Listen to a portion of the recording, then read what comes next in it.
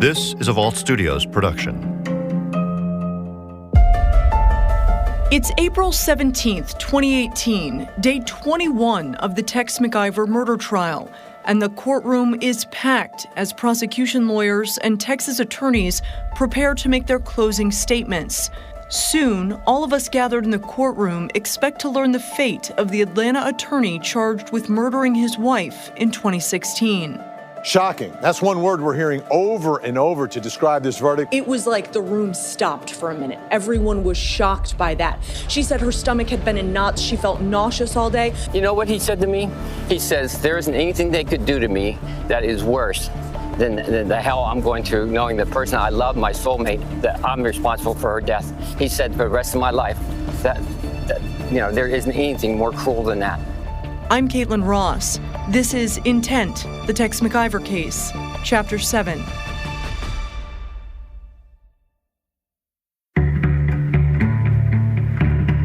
Closing statements from both sides are passionate, intense. Speaking for the prosecution, Fulton County District Attorney Kara Convery begins by talking about the concept of reasonable doubt. If you guys are like me, this trial has completely consumed your life, and it's hard to find any time to run errands or do anything else. I'm sure your weekends are packed with that. So last weekend, I found some time to actually wash my car for the first time in about a month. And I have the pleasure of spending most of my weekend here in this building. So after I wash my car, I come down and I park on Central Avenue right in front of the courthouse. I get out of the car and I go in.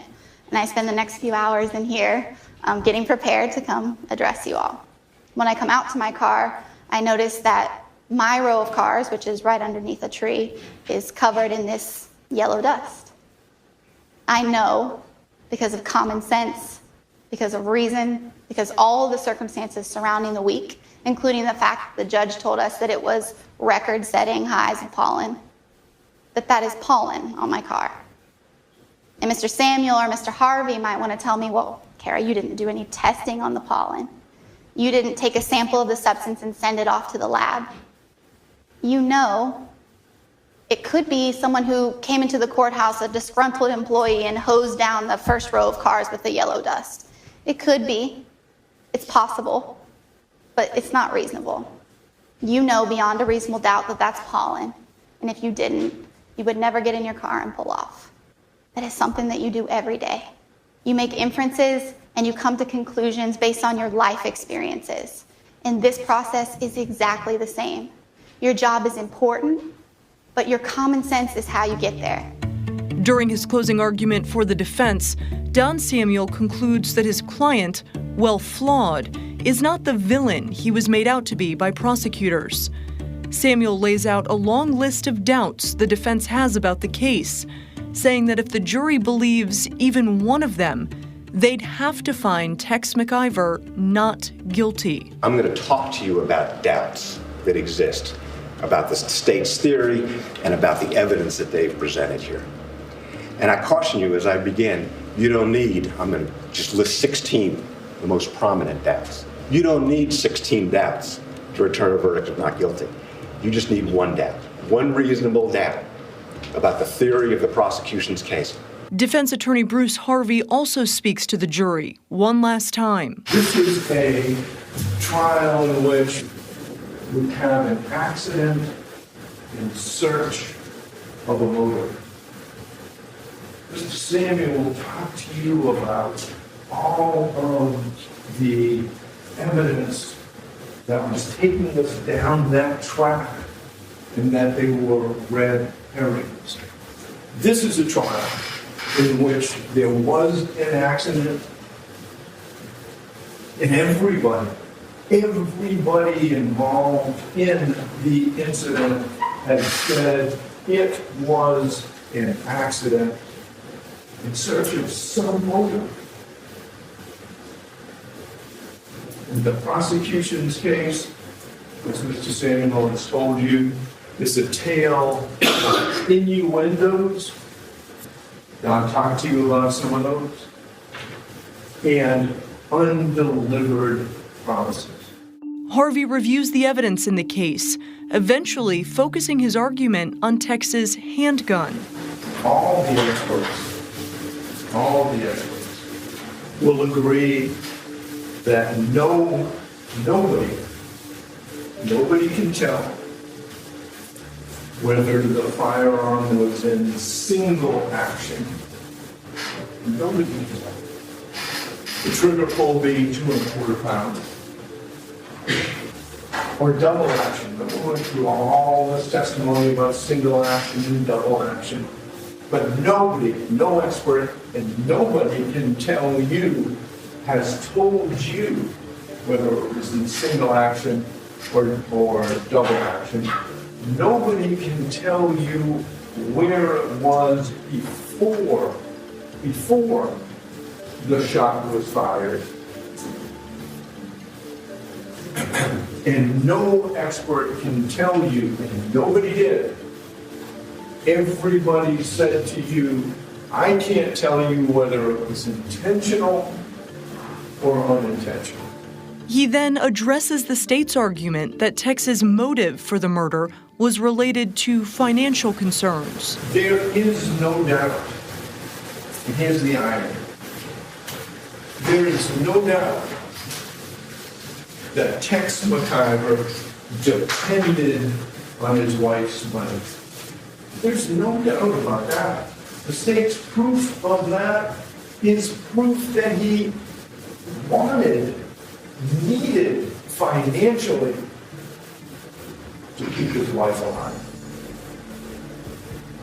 It would have been financially detrimental to him to concoct a plan to deliberately take the life of his wife. Harvey attacks the state's case that Tex took his wife to a hospital that was farther away than nearby Grady Hospital, costing Diane valuable time. And remember, there was no other suggestion. Let's go here, let's go there. He just said, I made a decision to go to Emory. I've been there before, and you go where you know. And as a matter of common sense, what's your first reaction? Your first reaction is to go where you know. Harvey also brings up the remaining charge of influencing a witness, addressing Danny Jo Carter's testimony that Tex told her to say she wasn't driving the car that night. Influencing a witness? What did Tex say to Danny Jo at the hospital and why? Was he misleading her? Don't talk to you about that. Listen to what the charge actually says. Did unlawfully and knowingly engage in misleading conduct towards Patricia Diane Carter by instructing said Patricia Carter, Diane Carter, to tell law enforcement officers that she was not present when he shot Amanda Diane McIver. By instructing her. Not you could say, but you must say, I'm instructing you to do that. I'm forcing you to do that. What was the response? I can't lie. Tex says, I'm not asking you to lie. And that was the end of it. Never to be heard of until 5 or 6 months later, when all of a sudden it comes back up.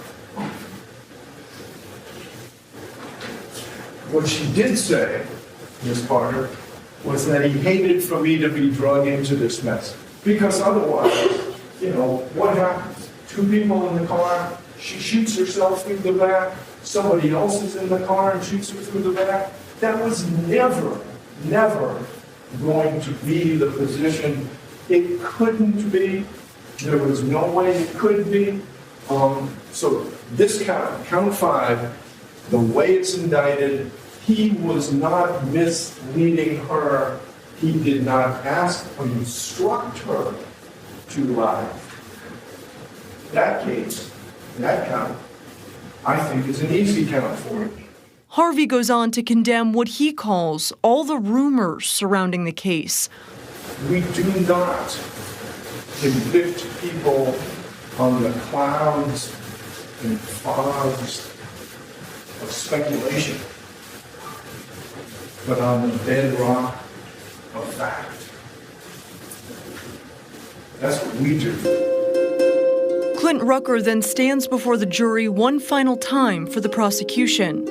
He begins by placing a large photograph of Diane McIver on an easel in front of the jurors and asks in a quiet voice, who?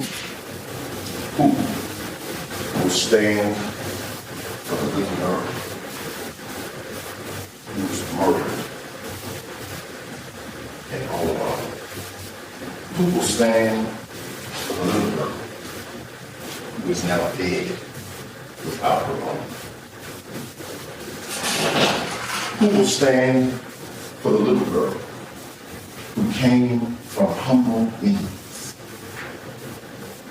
Who will stand for the little girl who fulfilled all of her dreams?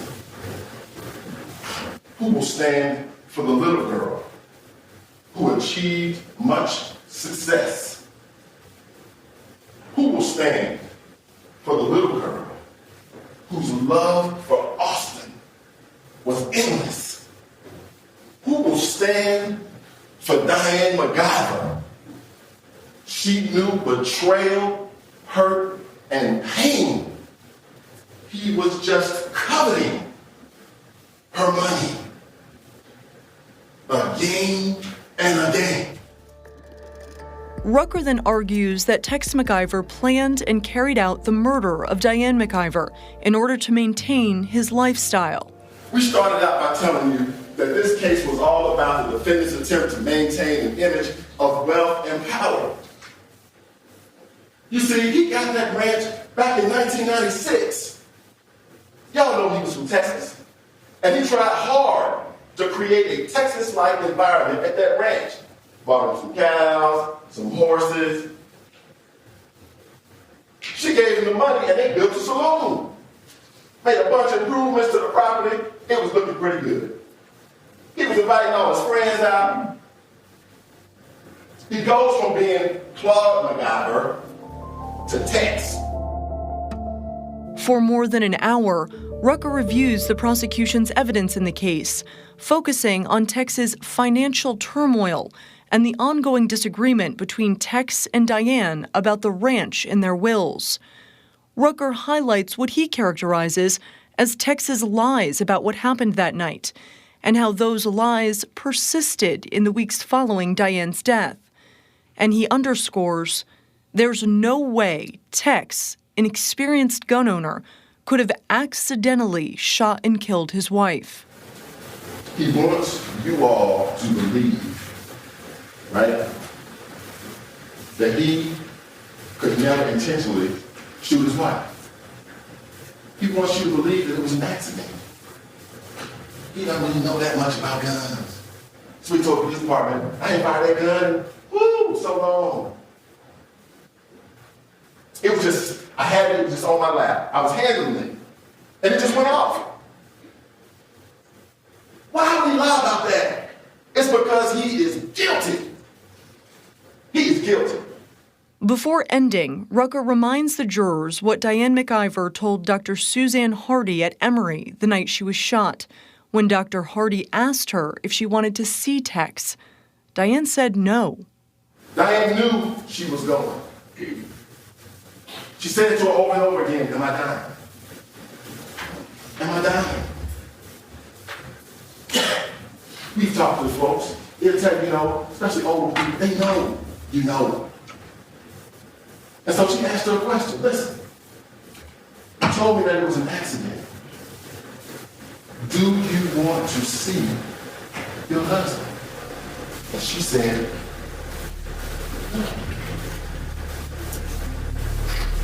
no. Before the jury is left to deliberate, Tex McIver's defense team asks Judge Robert McBurney to give jurors the option to find Tex guilty of misdemeanor involuntary manslaughter instead of murder. But Judge McBurney denies the defense request. In addition to aggravated assault, possession of a firearm in the commission of a felony, and influencing a witness, the charges of malice murder and felony murder remain. When the case is handed off to the jury, it quickly becomes clear that there will not be a quick verdict. 24 hours pass, during which time the jury has a handful of questions for the judge. The one that captures the most attention: if the jury finds Tex not guilty on all other counts, can he still be guilty of influencing a witness? Really an amazing moment in this trial for Tex McIver. The jury sends out a note, and now, from my perspective, if I'm the prosecutor, I'm praying for a hung jury because of what that note said. It's the first time in all my years of covering these big cases I've ever seen a jury give the verdict before they give the verdict. Court TV lead anchor Vinnie Politan, who was covering the trial for 11 Alive at the time, thinks the jury was tipping its hand. And when that happened, it was like a shockwave. It was like, oh, are you kidding me? They are going to find Tex McIver not guilty. This guy's going to walk. Does this mean Tex is walking? Not necessarily. It means that they're considering it, but it doesn't mean that they've made their decision. Jurors also ask if they can return to the SUV, this time with the gun that was in Tex's hand when Diane was shot. The request is eventually granted, and the jurors take turns getting in the front seat, then the back. Our producer Ann and photographer Jefferson were there when it happened, and I spoke to them when they got back from court.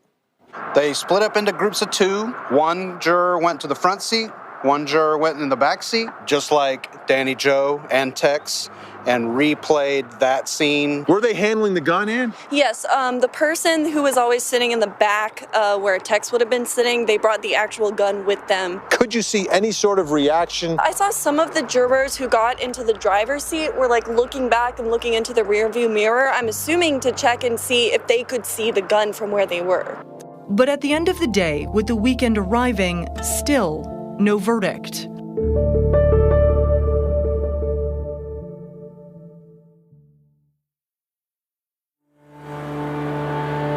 On Monday morning, April 23rd, the jury continues to deliberate. Today could be the day we've been patiently waiting for a verdict, and today marks the fourth full day jurors will deliberate the controversial murder trial to decide whether Tex McIver acted with... And later that day, word finally comes in. The jury has reached a verdict.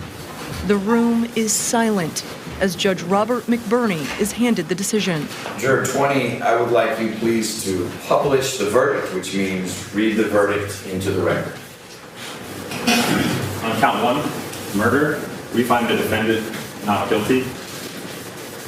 On count two, felony murder, we find the defendant guilty of felony murder. On count three, aggravated assault, we find the defendant guilty. On count four, possession of a firearm during the commission of a felony, we find the defendant guilty. On count five, influencing a witness, we find the defendant guilty.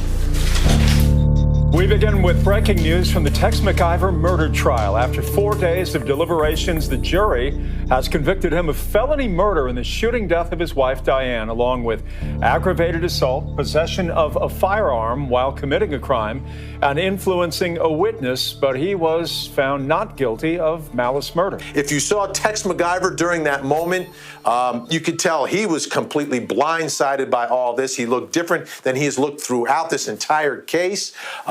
Really a shocking turn of events here. And then they put him in handcuffs and they take him out of that courtroom. Thank you, Juror 20. You can take a seat. Deputy Murphy, if you would please get the verdict form to Mr. Rucker and then to Mr. Harvey.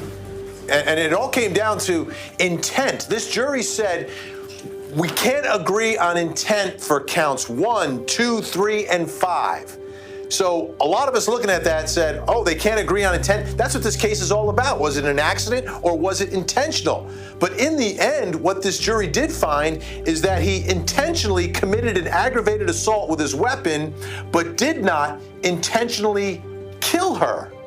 The felony murder, you get to a felony murder conviction because he was convicted of aggravated assault and she died during the commission of the aggravated assault. So this jury is saying that Tex McIver did not intend to kill his wife, but wanted to assault her with that weapon, and then she died as a result of that assault. Does this verdict make sense? It doesn't make sense, but I understand they wanted some result They didn't want to accuse him of intentional murder, so they accused him of sort of unintentional murder. The jurors were confused. The last couple of questions they asked were all about intent. They couldn't figure out what it meant between the first charge, the second. They were confused, and then they went in and they made a compromise. About 15, 20 minutes ago, we talked to 2 jurors that were on their way out, and there were 3 takeaways from speaking with them. One is that they just didn't buy the argument that guns just go off, that they said that his finger was on the trigger and there was a reason behind that. The second is that they took their job very seriously. There was one gentleman, one juror that said that one day he was on the camp of innocence and the next day he was on the camp of guilty. And third, one of the jurors, jury 61, said that she actually chewed out the state, saying that they should have done a better job at presenting a case that they could have found them guilty on all charges. Take a listen. There was a lot of things that the state did not present to us, to where as though we had to read in between the lines and fill in what they did not give. And trust me and believe me, I, 61, chewed the hell out of the state because they did not give us really any evidence to go by to present malice or murder. Vinnie Politan and 11 Alive legal expert Latonia Hines say the jury just didn't buy the defense argument that it was all an accident. So the defense in this case is that it was an accident, that he did not intend to fire the weapon. And the question is, how does a gun accidentally go off? Can a gun like this be accidentally discharged that way? Is that plausible? Is that reasonable? And ultimately, the jury finds no, that it's not plausible, it's not reasonable that the gun would accidentally go off. He intended to fire the weapon. For this jury, the big issue was, did he intend to kill Diane or did he just intend to shoot her? And that's all part of the very unusual conclusions of the jury in this case. But whether or not the gun accidentally goes off is crucial because it is the defense to the case. The entire defense is that the gun is accidentally fired. But how does that happen? Can that really happen? And the testimony at trial certainly didn't convince the jury that that was a reasonable explanation. If you followed what was said to have occurred, it seemed very hard for it to happen. And I think that was something that was that detail in itself was very impactful for purposes of a jury. Because if a juror in their mind cannot figure out how that could happen that way, it's easier for them to go with what the prosecution's thought process is, even though the burden is not on the defense. It's just that the prosecutor's thought process seemed to make the most sense. But to be able to not believe them, you would have to believe what the defense was saying, and that was harder to do. 11 Alive legal expert Daryl Cohen. I was very disappointed as a person, not as a defense lawyer or as a former prosecutor, but as a person, because I thought it was an inappropriate verdict. I thought it was wrong. I thought it should have been involuntary manslaughter. But when you have a trial and you are waiting for a jury to make a decision, whatever their verdict is what you have to live with.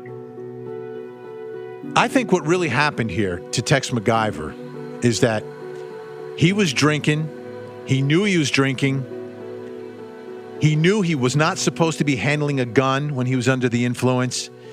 And when he arrives at that hospital, he knows this is a problem.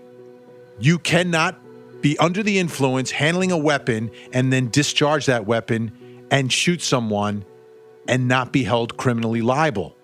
Tex McIver took what was an accident, but not an accident where he's not criminally liable, but an accident where it might be involuntary manslaughter.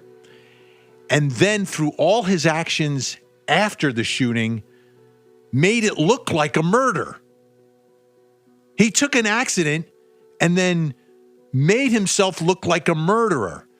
And I think that was the downfall for Tex McIver, was trying to limit his criminal liability for an accident because he's handling a weapon while under the influence, and he then sort of framed himself for murder. Outside the courtroom, the DA and prosecutors shared their feelings about the jury's verdict. We would like to say to Diane, we hope that you are watching, and we hope that you felt that we stood for you and we stood for the things that you represented. Texas attorney Don Samuel comments just briefly. Do you have any reaction to the verdict, sir? No, not right now. Do you have any plans to appeal? Of course. Sorry. Any response from the jury? Did they say anything? I didn't talk to them. Oh, you didn't have an opportunity to talk? No. A lot of people said that the jury gave you clues of how they were going to potentially react based on the questioning. Did you have any idea where this was going to go? I'm not in the deliberation room. There's no way for me to know. Many who know Tex react strongly to the verdict.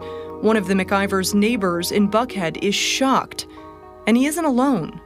Oh, I couldn't believe it. I just like someone hit me in the stomach when I heard it. I just couldn't believe it. I just couldn't believe it, you know. Yeah, I don't think he murdered her. I think it was a terrible, terrible accident. I really do.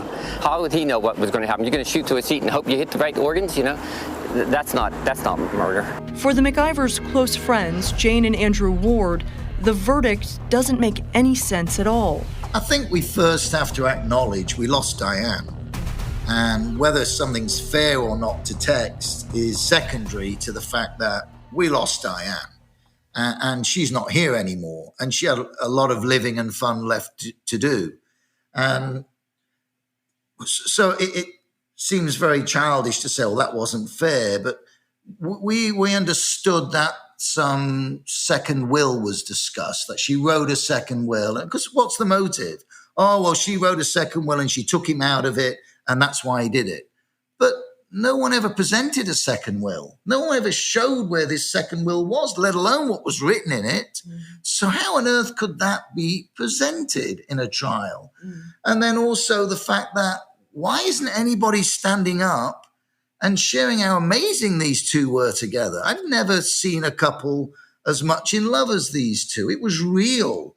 It was really real. This impression of he planned the whole thing and maliciously murdered on purpose because this will was going to cut him out of something that he owned anyway before they got married just didn't seem to resonate. Yeah, it's hard. It's very hard to believe. So I was astounded that he was found guilty on that. And the look on his face, I think Tex looked a bit ambivalent about it. I don't know what he was thinking inside, but I'm not sure his brain was registering what his ears were hearing. In the days that follow, some of the jurors speak publicly. One says some of them wanted to convict Tex on the malice murder charge, but at least half of them felt like they didn't have the evidence to reach that decision. And we hear more from Juror 61. Is there anything Tex McIver could have said to make you believe it was an accident? He could have actually told us what happened in the car, but I don't think that would have changed anybody's mind because, like I said, a revolver gun does not just go off by itself. Why do you think Tex McIver asked Diane for the gun? He said it was a lot of people outside, homeless people, or as they say, Black Lives Matter. He was kind of nervous. Did you believe him when he said that's the reason why he wanted the gun? Not really. But do you think he was legitimately afraid of what was happening outside? He said he was. I know, he said that. He said he was. Do you believe it? No. Did you believe his story that he told about falling asleep right here on the same road we're driving right now, Piedmont Road? Some of us said, and I was one of them, he could have dazed off into the twilight zone, but into a deep sleep, whereas though you did not know you still had the gun in your hand, no. Do you believe that he was aiming the gun at Diane when it went off? He had to be, because if he was asleep, he could have put it in a downright position. He could have put it in any position besides pointing that gun at her back. Was he awake when the gun was fired? He had to be awake. Did he squeeze that trigger on purpose? We didn't come to a conclusion that he did it on purpose. We came to a conclusion that he was reckless with the gun. What made you find him guilty of aggravated assault? What was it that he did? He intended bodily harm to another. You do not believe that when he intentionally shot Diane McIver, he did not intend to kill her. The state did not prove to us that he had intent to kill her. But to wound her, he did. Yes. Should Tex McIver die behind bars? I don't wish death upon nobody, but if that's justice, then yeah. So to me, it's fascinating that you could believe someone intends to shoot their wife in the back, but doesn't intend to kill them, just wants to hurt them. But that's the verdict they came to. Some would argue that it's inconsistent with the evidence. You know, if he intentionally fired the weapon, then wouldn't he have intentionally intended to murder her? I mean, you shoot someone in the back, aren't you trying to kill them? But that's not what the jury said. So when you think about trying to understand why this happened, why, that gets to the heart of the verdict in this case, because this verdict was that he intentionally shot her. That's what the jury said with their verdict. If this was an intentional shooting, which is what the jury said, why would you do it in this way? Why would you do it in front of one of her best friends? Why would you put a witness there to what you're saying is an accident? It makes no sense. It really makes no sense. You are shooting and killing your wife with a witness 8 inches away from her, who can see and hear everything that is happening. But this is an argument that the jury didn't buy. And this is what the defense wanted this jury to understand, that it would make no sense to intentionally shoot her in this way. If you're going to try to set up something, why not do it when you're alone at the ranch, when there are no witnesses? Or do it in some other way. Why would you do it this way? But this is an argument that the jury didn't buy. And this is what the defense wanted this jury to understand, that it would make no sense to intentionally shoot her in this way. If you're going to try to set up something, why not do it when you're alone at the ranch, when there are no witnesses? Or do it in some other way. Why would you do it this way? Before Tex is sentenced, Vinnie Politan sits down with the prosecution team at the Fulton County Courthouse to answer some lingering questions about the case and the verdict. How many people sitting here right now believe at that point that the jury was going to send Tex McIver home free? I was just kind of holding my breath at that point. Yes, we were all holding our breath, but we knew we still had felony murder. What was the most unexpected moment of this trial? I was actually surprised that Tex McIver didn't testify. Really? Mm-hmm. Thought arrogance would put him on the witness stand? I thought his arrogance. I think he's a narcissist. Mm-hmm. And I thought that he believed he was smarter than any one of us. Give me one question you want to ask Tex McIver. What were you going to do when Diane stopped giving you money? What's your unanswered question about what happened? Why did he put the gun in a plastic grocery bag? I have my own theory about it, but if I could have him explain it to me, I'd like to hear what he has to say. I think he destroyed the will, but when did he do it? I'd like to know where it fit in the timeline. Should Tex McIver die in prison? I think it's the punishment that most appropriately fits the crime. Prominent Atlanta attorney Tex McIver will return here to the Fulton County Courthouse today, this time to be sentenced in the death of his wife, Diane McIver.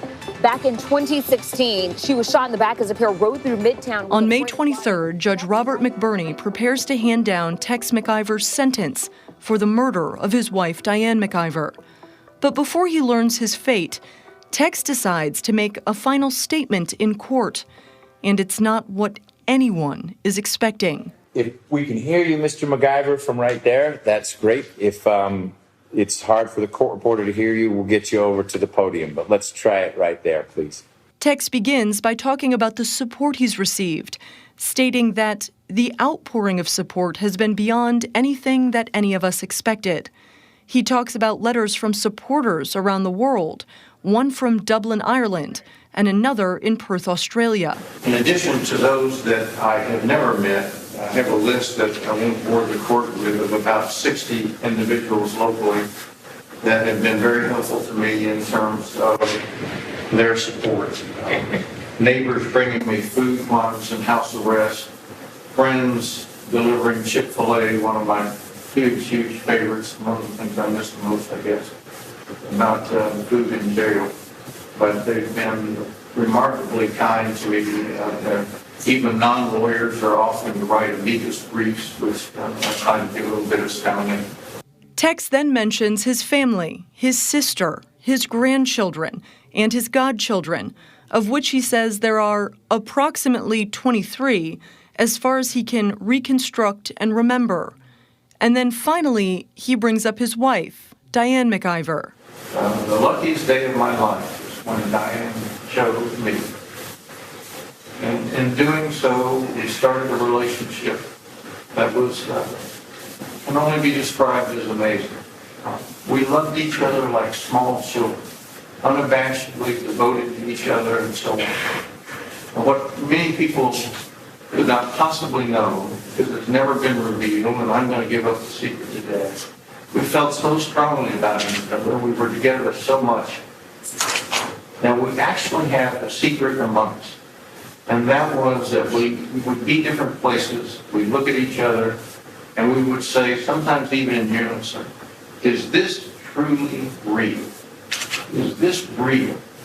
And it was one of those, if it's not real, don't pinch me because this is the greatest dream I've ever had and I don't want to wake up.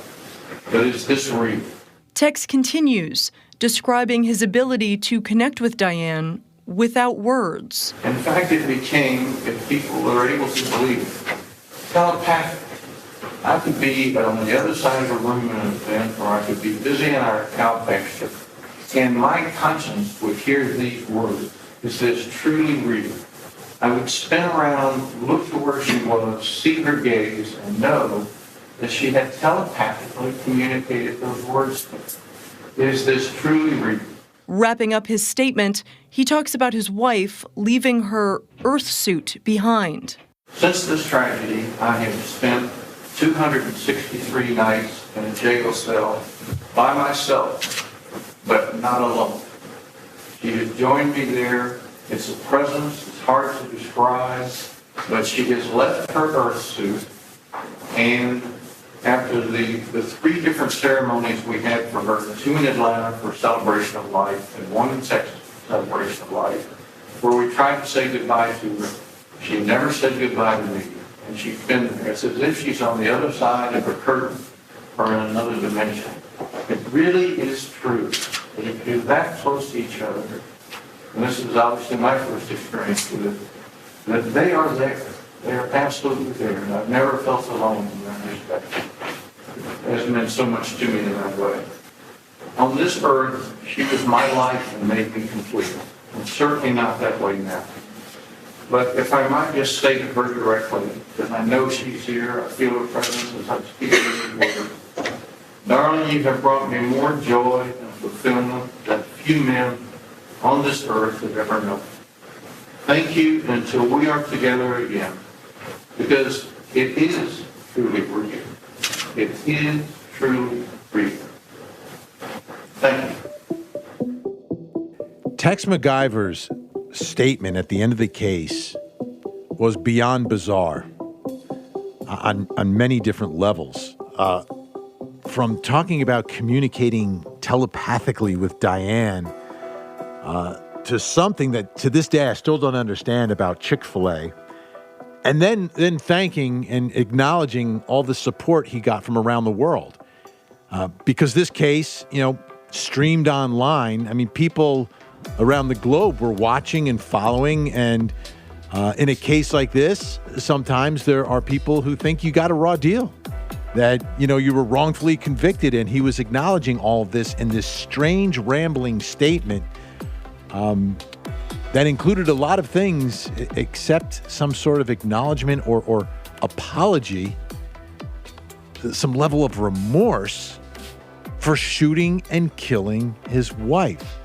It was bizarre. That was absolutely badly done.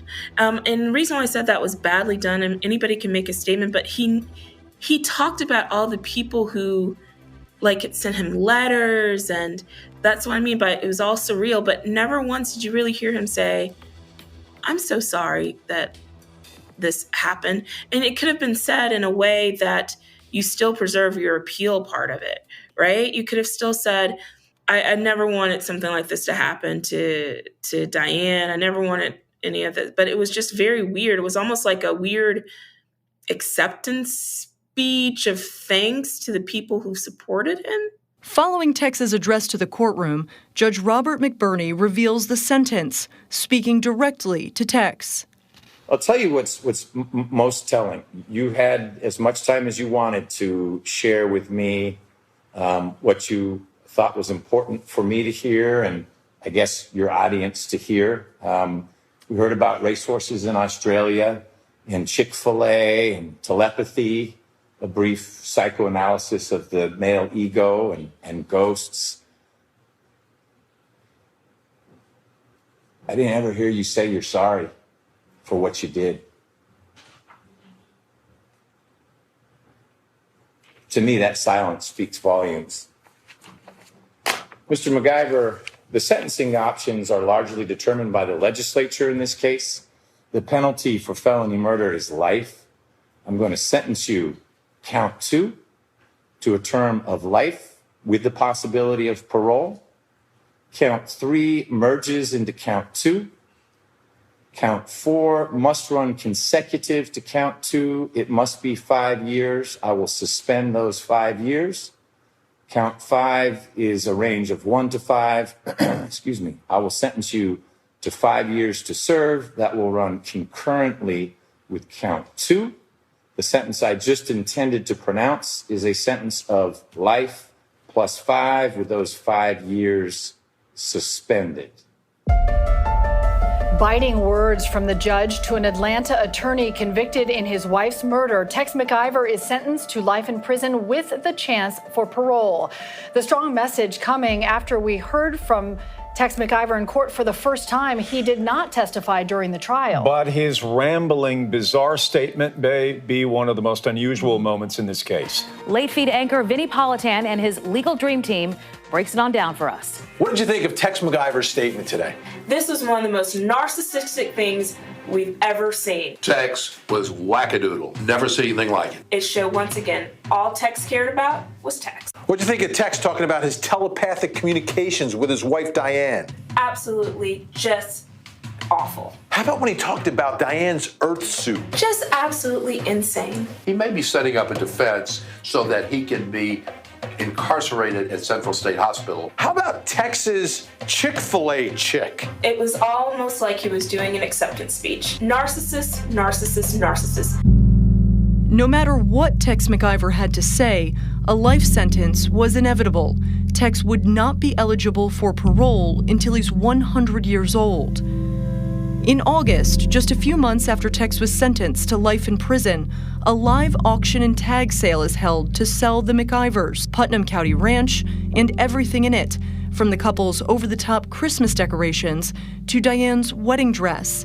Strangers would flood the McIvers' Shangri-La, trying on Tex's oversized belt buckles and Diane's diamond jewelry. The McIver estate is up for sale today, and earlier this week, hundreds of people already began showing up to get a preview of the auction. The estate sale will begin with bidding at 11 a.m. The items on sale range in price from $1 up to tens of thousands of dollars. There will be furniture, clothing, farm equipment, housewares. Those are just some of the other items that will be sold. At noon today, that's when the McIver Ranch will be auctioned off. According to the auctioneer, it's an 80-plus acre piece of property with a home, a saloon, stables, and several ponds. All the amenities if somebody wants on a nice farm with close proximity to Atlanta, Augusta, Athens, and Macon. So it's got a little something for everybody here. But Tex's fight isn't over, as his attorneys announce plans to file an appeal and ask for a new trial. Next time on Intent. We presented the option to the jury that he put the gun in his lap in the car. He had no intent to shoot, no intent to commit aggravated assault, no intent to murder his wife, but he put the gun in his lap, it was loaded, and then he fell asleep, and that was negligent. To have a loaded gun in your lap in the backseat of a car was negligent. And as a result of that negligence, the gun went off and killed his wife. That the jury was never told. If that's correct, that it was just negligence, then you can find him guilty of a misdemeanor. Intent, the Tex McIver Case, is a co-production of Volt Studios and 11 Alive WXIA News in Atlanta. Will Johnson and Brian Weiss are executive producers with Volt Studios. Reed Redman produces, researches, and edits the podcast. Richard Humphreys at Tacoma Media in Silver Spring, Maryland, mixes and edits the show. You can find me on Facebook at Kaitlyn Ross 11 Alive or on Twitter at Kaitlyn Ross 1.